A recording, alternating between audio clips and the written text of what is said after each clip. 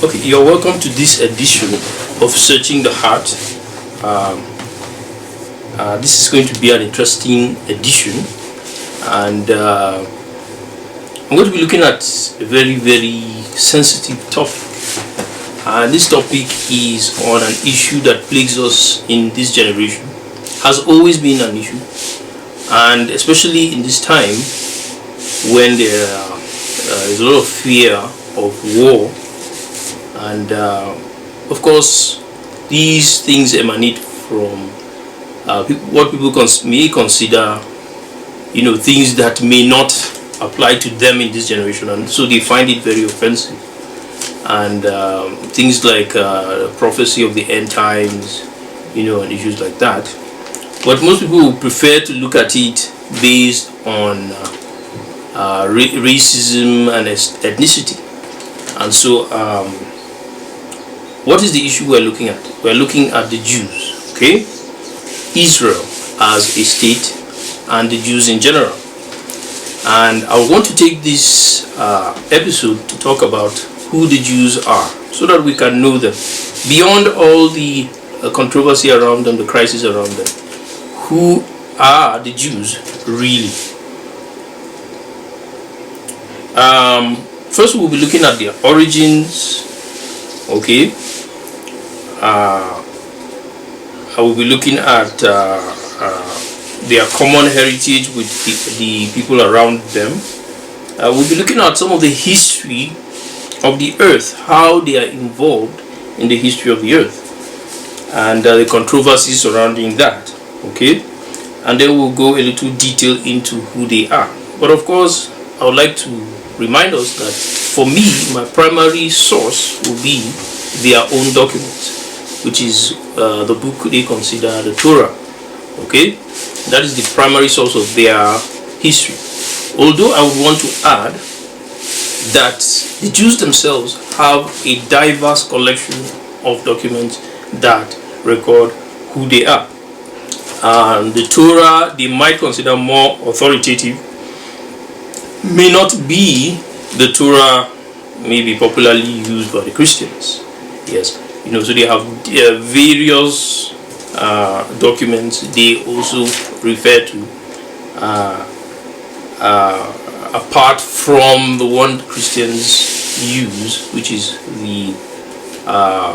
which is included in the Christian, what you call the Christian canon. Okay, so we will start from there. Who are the Jews? Well, the Jews from the Bible, from the Torah, are known as the children of Abraham. Okay? And they source their heritage directly from one of the grandsons of Abraham, and his name was Jacob. Okay? Isaac was the only son of Abraham, of course, and Jacob was the son to Isaac, a son, not just the only son, but a son of Isaac, that was the promised son, according to the Jews, promised to Abraham but by Yahweh. Okay, so Isaac was that one promised son, although there was another son who was known as Ishmael. And Ishmael, of course, is the father of a good percentage of the Arabs. Okay, his mother was from Egypt, as the story tells us, and he was, actually the first son of Isaac, of Abraham, but he could not really inherit, according to the Torah, Abraham, because it was Isaac that was the son of Sarah, and Sarah was the legitimate wife of Abraham. Well, the story around that is, of course, another long story, and that is one of the key differences between the Quran, the story as given by the Quran, and the story in the Torah. And so this is the key difference between the two. Okay, for the Arabs, Ishmael was a legitimate son, the first son, and they trace their own heritage from there. But for the Israelites, of course, Isaac was the son that God promised to Abraham, and so was the legitimate son, the only legitimate son. And so that story continues from there. Of course, we know that the Abrahamic seed itself expanded from Isaac, went to Esau. Esau was also a first son, but God chose Jacob, the second son of Rebekah, the wife of Isaac. Okay, and of course Jacob, now renamed Israel, became the father of the 12 tribes of Israel. Okay, so already we've built a long story, and the issue is for us to understand one thing, that at the end of this very episode we'll understand why sometimes the crises within the Middle East and the contention around the people called the Jews sometimes can get very can cause you to think. And yes, it sounds a little strange and painful, because when we trace it, we discover that of course even the Arabs are sons of Abraham. Okay, and Esau, the first son of Isaac, is still has his descendants there in the Middle East. Okay, the Edomites. Okay, and at one point or the other, some of the Edomites were assimilated into Israel. Some remained a nation to themselves, and of course a lot of the neighbors of Israel may trace their heritage to the Edomites, who are sons of Esau.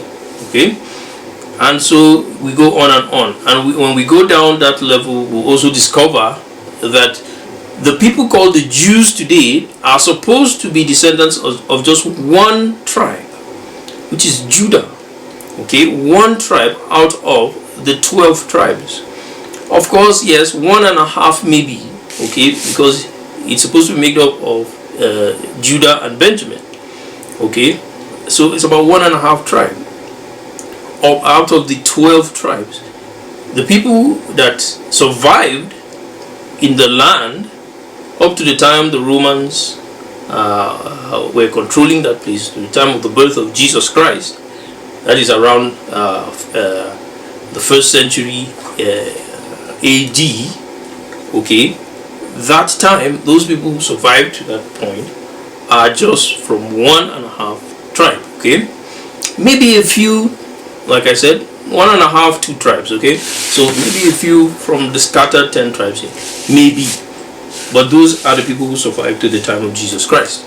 Okay, so we're going to be tracing from there. Okay, now we're going to stop there and we'll come back to that.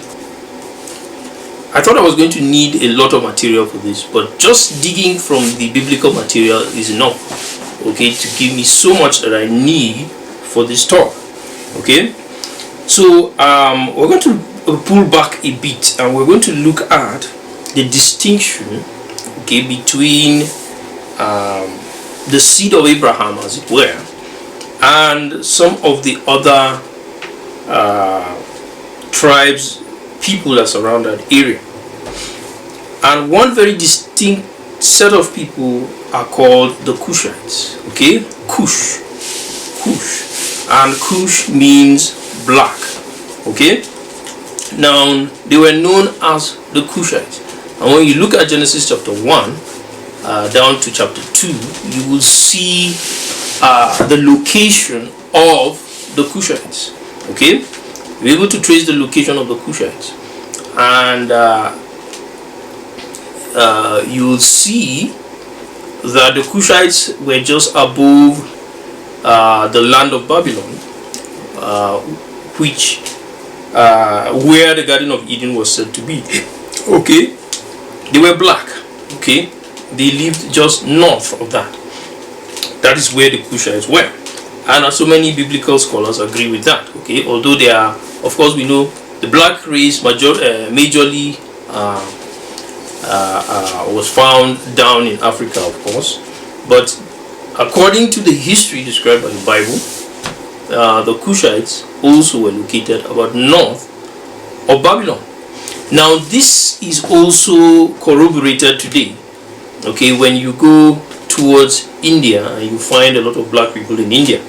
Of course, we know that during the conquest of the Persians, when the Persians conquered Babylon, of course they conquered that whole area, and of course that is how they took a lot of those people captive to Persia, and that is how they ended up, the black people ended up there in Persia. Of course, we don't know the extent. They may have been there all along. Yeah, very possible. Of course, like I said, I won't be able to go deep into that, but we know that those people are there, and that is why a lot of black people can also relate with the term Jew. Okay, and of course we know Hagar, the mother of Ishmael, was possibly black. Okay, was possibly black. So this is the issue that keeps on coming up. Okay, so the Cushites were very close neighbors of the Chaldeans, and of course Abraham was a Chaldean. Abraham himself, there is no the tribe Jewish or Israelite was totally non-existent before Abraham. Okay, before Abraham. Okay, and so Abraham was a Chaldean. Okay, there have been a lot of speculations on the language that was used at that time. Okay, and of course we know the language at that time was not really Hebrew. Okay, it was a more ancient language, Babylonian language. Of course, we know that the Epic of Gilgamesh and many other records were written in that ancient language. Okay, and so the assumption that Hebrew was the language of the whole world at that time has a lot of questions to it. Okay, but we know that Abraham was a Chaldean. Okay, he was a Chaldean from that very location of Babylon. Okay, so being Jewish or being Israelite was never a thing. Okay, before Abraham. So that is very important for us to know. And so we will try and trace even from then how what was there before Abraham. And we know of a man called Noah. Now that is going to take us to the issue of the worldwide flood that was recorded in the Epic of Gilgamesh. Yes, you know, a lot of people consider it to be a myth, but is also found in the Torah, in the Bible. Okay, the worldwide flood that devastated the earth, and the only person who survived that flood was Noah. Okay, a man called Noah, and Noah had 3 sons, and the Shem, Ham, and Japheth. Okay, and we know that Shem was the ancestor of Abraham. Okay, so Abraham was the seed, or was the great grandson of Shem. Okay, so of course we have Ham, and we know that the Canaanites, the people who lived in the land of Canaan, were sons of Ham, the 3rd son of Noah, and of course Japheth formed another line of descendants. So these 3 people, Shem, Ham, and Japheth, were the sons of Noah, and Abraham was the son of Shem. Okay, and so that is the line of descendants. Okay, that came from Abraham.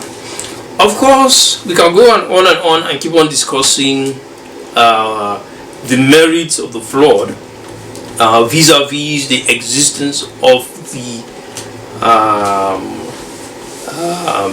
the Cushites around the land of Babylon, and if the flood affected them, and then would they have remained up to today? Okay, Discover a transformative journey into the kingdom of heaven. Following the initial publication, the author dives deeper with two insightful follow-up books. Ever felt disconnected from God even in worship? Explore how God's unconventional ways can transform your life. How can you align with divine plans, avoiding distractions? Find answers in The Kingdom of Heaven on Earth and The 3, Illuminating Christian Truths and Prophetic Practices. Unlock profound insights guiding you toward a deeper connection with God. Don't miss out. Dive into this enlightening exploration today. Click the link on the caption to get your copy. It is a continuous debate. The Bible describes that only 8 people survived the flood, the worldwide flood. And of course the debate continues on how that flood took place. Was it really a worldwide flood? Did anybody else survive? But all we know is that Cushites were in that land before the flood. And of course, after the flood, the only people who survived in the vicinity of Abraham, Noah, was Ham, Shem, and Japheth, his 3 sons. And these 3 people, most of the sons of Ham, especially the sons of Canaan, which is the son of Ham, occupied the land that was later conquered by the sons of Jacob, or the Israelites. Okay, and the other sons spread around the world. Okay, so it is very clear that Abraham was not the only son of Shem. He had a people. Okay, I can go through that. I've decided not to do that today, but he had a people, and those people shared the same culture with Abraham. Okay, and that is why Abraham insisted on sending his son Isaac to get a wife from them. And so remember what we're talking about. Who are the Jews? Okay, who are the Jews? Now this is very important for us to remember. If Abraham would be so meticulous to send his son to marry from his brother Laban, Nahor, okay, sorry, I'm going to check back on that name. Okay, Laban was of course the nephew of Abraham. Okay, he was the nephew of Abraham, and so he sent. Nahor was the father of Abraham, okay, which was the son of Shem. Okay, so he sent his servant to go back to his cousin to get a wife for, that was Laban's sister, okay, for Isaac. And of course the name has yet to come to my head, but that is what happened. So there is a relationship between those people, and there is a similar culture. Okay, these days when we are tracing who are Jews, we would tend to go to talk. There are many things that are considered when tracing who Jews are, and those things are similar names, similar traditions, like the mode of prayer, certain customs that seem to be alike, and all that. Okay, so those are the things that will be considered, apart from the genetic thing, okay, which is most times was not considered in those days, but I don't know whether it is an issue now. But that will be considered. Names, traditions, modes of prayer, general culture, whether marriage culture, food culture, and all that. Okay, language and all that. So all those things will be considered. So what I'm trying to say is, Abraham would have a similar culture to, of course, the people he came from, who were Babylonians. Okay, so we need to keep that in mind. Okay, and of course, from the traditions of certain tribes in the West Indies, we find similarities between the story of the books of Genesis and the traditions that are practiced there, although a little more barbaric than described in the Torah. Okay, so we find those similarities, and also we find genetic similarities, like the color of their hair. Okay, yes, and all that with the people of the West Indies. So of course there's a very strong anthropological evidence of the source of humanity as a whole, and that this source is from that area, okay, within the West Indies, down southern, of course, southern India, that cuts through Babylon itself, down to Australia, okay, cuts through East Africa and all that. That place has a genetic pool that seems to, of course, is corroborated by the Bible, and seems to align with linguistic and genetic evidence available for us today. And so these are some of the things we must remember when we are trying to determine who Jews are. Okay, very important. So so having established that the Noahic dynasty that gave birth to the Abrahamic dynasty, okay, and bearing in mind that these people lived in very close proximity to the Cushites of Babylon, okay, and even after the Noahic flood, okay, they lived very close to them. And this is important for us to bear in mind, because the nature of the history that the Torah gives us is a history that pulls from the very generic, the very earliest generic past. Although it is actually a story that is clothed in myth, in a myth-like structure, but it tries as much as possible to give us information that aligns with evidence that is seen even up to today. Okay, so we'll now continue from where we stopped on Abraham. Okay, Abraham's children and from family tree. We stopped at the point where we were able to establish that Abraham had two sons, Ishmael and Isaac. Isaac himself had two sons, Esau and Jacob. And from all those, apart from Abraham's hometown in Haran, of course, where his people settled after they moved from Ur of the Chaldeans, okay, in that place he had people who shared his culture. Now down to Ishmael, the three separated at that point, and then down to Esau, the father of the Edomites. And let's not forget one more person, and that person is Lot, his nephew. Okay, Lot, of course, is described in the Bible and the Torah as the father of the Moabites.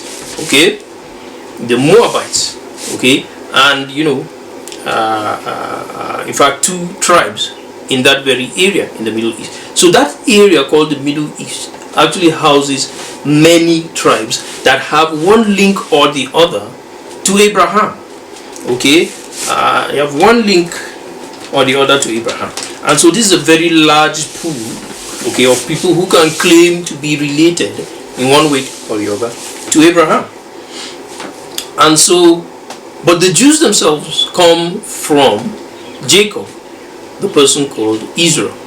Okay, Jacob, who had 12 sons, and one of them called Judah, at the tail end of the life, or just say, let's say, not really at the tail end, at the middle of the lifespan of that nation called Israel, the country divided into two, separated into two. And that separation caused 10 tribes to go on their own, and two tribes, or 1.5 as it were, to be on their own. And that is Judah and Benjamin. And it is Judah and Benjamin that are known today as the Jews. Let's remember that again.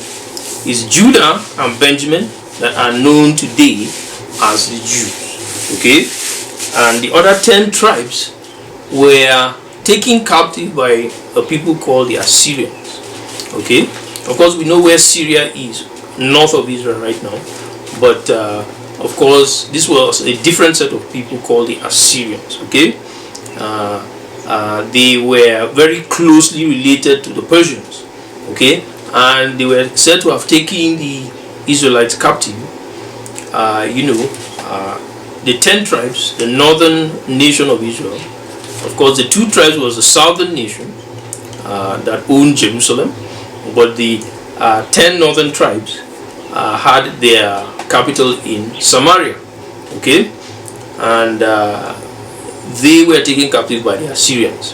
Now, of course, a lot of European peoples trace their ancestry to those 10 tribes, because those 10 tribes were scattered up in Europe, and of course maybe some into Asia, and all that. And so some of the European nations trace their ancestry. So it is very possible that a lot of the people also that have some claim some kind of relationship with the Jews are actually from the 10 tribes. Okay, those are Israelites, of course. They are not Jews, but Israelites. Now, and they share the same language, the Hebrew, of course, but they are Israelites, are not Jews. Okay, and that is what it is. So,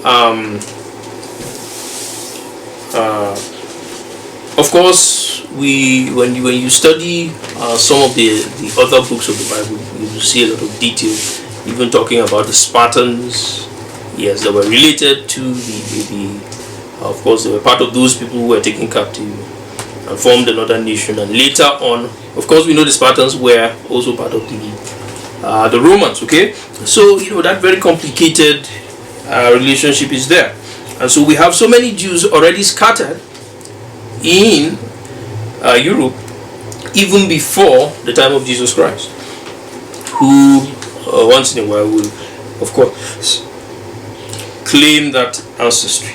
Okay, so that is what we need to know. Okay, so what are the, finally we will try to round up on this very short episode. Of course, I hope I have not beaten too much. What I just wanted to do was give us that biblical overview of who the Jews are, touching here and there into the other extra biblical sources. Okay, where are the present day Jews? From all this information that I have tried to piece out here and there, of course, in my view, most of the Jews that were found, of course, in Israel and within the Middle East, of course, are those Jews that belonged to those 2 remaining tribes. Okay, but most of the Jews, people that align themselves with being Jews today, may not come from those 2 tribes. Okay, some of them may come from the 10 tribes. Okay, of course, we know the Brits have a claim to that. They somehow claim to be Arab Israelis. There are a group of them that claim to be British Israelis. Okay, they are British Israelis, and of course there are a lot of Arab Israelis too, and all that. But there are British Israelis, and so Jews are actually found all over the world. It is a little too presumptive to go too far in saying, of course, in including, in my view, people from South America, people in South Africa, way down in Nigeria. In my view, is a little too presumptive to include those as being Jews, but they might be related to the older sets of people who have some relationship with Abraham through the Babylonian link. Okay, That is my view. It is just an honest view, okay? Because, of course, even when you look at the genetics, of course, the genetics would match. Yes, if you go to people who were Babylonians, who were closely related to Abraham, of course the genetics would match, the culture would match, okay? Certain traditions would match, and all that. And so, in my view, okay, that is just the issue, okay? And yes, there are a lot of people over the world who have that link with ancestors of Abraham, okay, that lived in Haran. Of course, ancestors, children of Noah himself, like the Canaanites, of course, would have sculptures similar to that, and on all that. And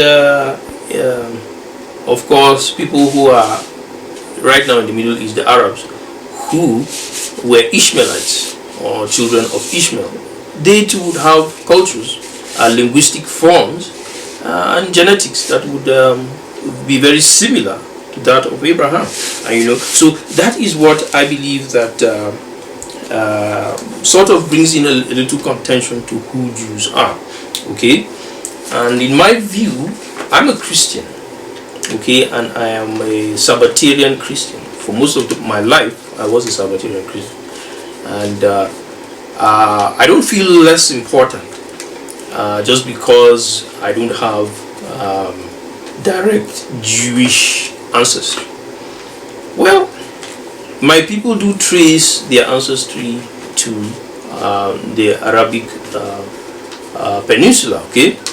Yes, they trace their ancestry to Arabia, but we have not gone to as far as trying to trace our ancestry down to the Jews. So some of them believe that yes, our people come from are also Jews, but I would like to discourage that point of view. Coming really deep into Africa to find Jews. Yes, we may be related to ancestors of the Jews. Yes, but I really discourage that, because I don't believe that you must be a direct descendant of Jacob to have any claim to God's blessing, because he has already blessed Abraham. He said, through you all the nations of the world will be blessed, okay? So I think I'm okay with being related to one of the ancestors of Abraham. I don't need to trace it down, although my parents believe very strongly that there is a connection, but I want to stop there, okay? And I'm okay with being chosen of God in Jesus Christ, okay? Saved by the blood of Jesus Christ, by the shed blood of Jesus Christ on the cross. And I am content with that, and I believe that we should be, and it will help a lot in bringing peace to the world, okay, and reducing some of the complications with the issue of being related to Jews, owning the promised land. Some of those things are not very necessary, okay? And we will create space so that we all will have a place of our own within that very setup, okay? And so, of course, there are a lot of authentic affiliations, like affiliations within the Ethiopian monarchy, the ancient Ethiopian monarchy. Of course, there are authentic affiliations where the son of Solomon was said to have been born to the Queen of Sheba, okay? And of course, yes, those are very, very authentic sources, and that source was preserved up to the time of Jesus Christ and way after Jesus Christ, And there have been migrations, of course, in and out of the Middle East, very frequent through war, through trade and all that. A lot of people moved downwards into Africa, way into Europe. Of course, when you read certain books, they will tell you that it's possible the Ark of the Covenant was taken to Scotland. Some believe that the Ark of the Covenant was taken to Ethiopia. So all those links are there, those stories are there. Well, you cannot rule out some of the possibilities, but I believe that what Jesus did for us is enough, okay? And there is a very, very strong link of different ethnicities linked to Abraham himself,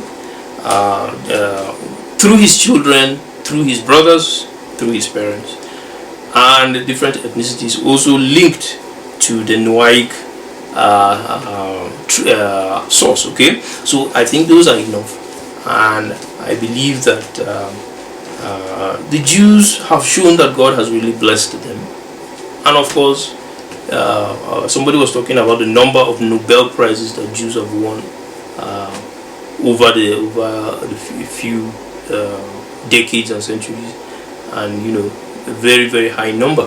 Why? Because they have really tapped into that knowledge base that God has given them, and they have, they are people who are thorough because of that training that they have had, and they have one of the most authentic sources of world history that we have. Although it is very parochial, yes, admittedly, but it is one source that keeps on bringing out a lot of authenticity, a lot of progress and development, and I think we should take it very seriously. And I, as a Christian, I take it very seriously, and that is what I want to pass on to us today.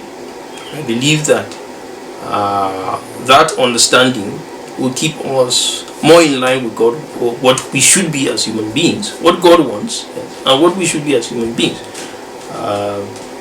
while being very careful of extremism, of course, that may come from people who might consider themselves better than others. And that is one reason I decided to speak about this. There's no need to push for everybody to be a Jew, really. And if we come to the maturity and we understand what Jesus Christ has done, even in this time of Passover, I believe that we will be able to tap better into the purpose behind the creation of the nation of Israel, because it is very clear that the nation of Israel and Judaism itself was created, is a new concept after Abraham. Did not exist before him, but we have a record of things that existed before Abraham. If Abraham was all that it was needed, why give us all those records? Because all human beings are important. Okay, I am David Tunji for you today in Searching the Heart.